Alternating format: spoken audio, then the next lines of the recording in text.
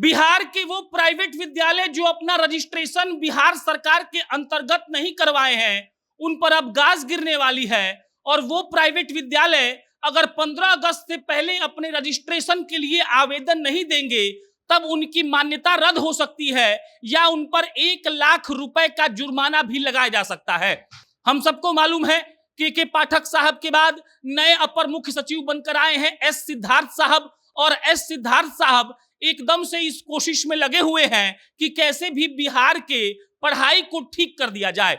शिक्षा व्यवस्था सबसे बड़ी चुनौती बनकर बिहार में सामने आती रही है, चाहे इंफ्रास्ट्रक्चर की बात की जाए, चाहे स्कूल में करिकुलम की पढ़ाई को लेकर बातचीत हो, या फिर स्कूल के अलग अलग नियमों को पालन करने की बातचीत की जाए। और इन सब चीजों में हमने देखा है कि बिहार की जो प्राइवेट विद्यालय हैं, सरकारी की तो हालत खस्ता ही है, उसको सुधारने का प्रयास तो चल ही रहा है, लेकिन जो बिहार के प्राइवेट विद्यालय हैं वो अपनी मनमानी करते हैं और वो अपने हिसाब से सब कुछ संचालित करते हैं।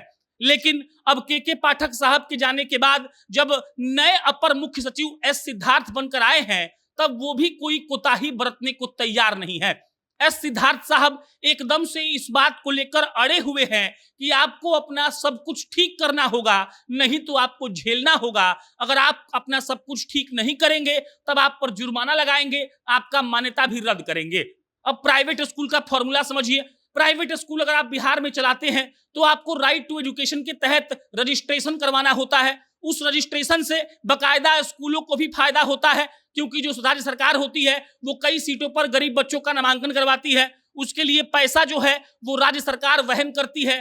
कई स्कूल जो हैं वो अच्छा पैसा कमा भी सकते हैं, लेकिन होता ये है कि स्कूल कई नियमों का पालन नहीं करते हैं, बढ़िया शिक्षक नहीं रखते हैं, लोग ऐसे शिक्षक रख लेते हैं जो लोग शिक्षक बनने के लायक नहीं हैं। और इसीलिए अब एस सिद्धार्थ साहब ने लास्ट अल्टीमेटम दे दिया है, और अंतिम अल्टीमेटम ये है कि 15 अगस्त से पहले बिहार के जितने भी प्राइवेट स्कूल हैं उनको अपना आवेदन रजिस्ट्रेशन के लिए जमा करना होगा। और ये आवेदन पहले ऑफलाइन होता था, इसीलिए कई धांधली होती थी अफसरों के लेवल पर, लेकिन अब ये आवेदन पूरा का पूरा ऑनलाइन होगा।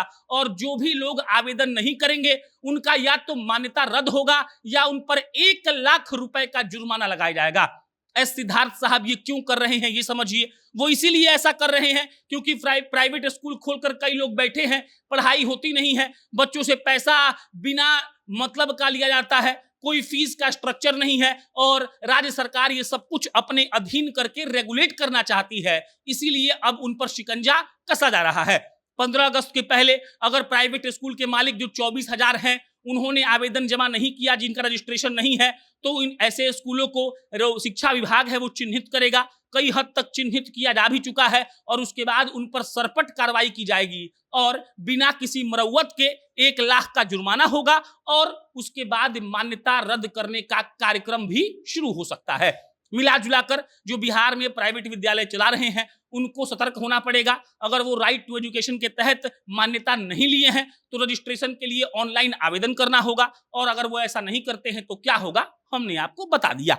बाकी इस मामले पर कोई अपडेट आएगा हम आपको इत्तला करेंगे। हम जल्दी फिर किसी नई खबर के साथ मिलेंगे। मेरा नाम प्रशांत राय है, कैमरे के पीछे विशाल है। बहुत बहुत धन्यवाद।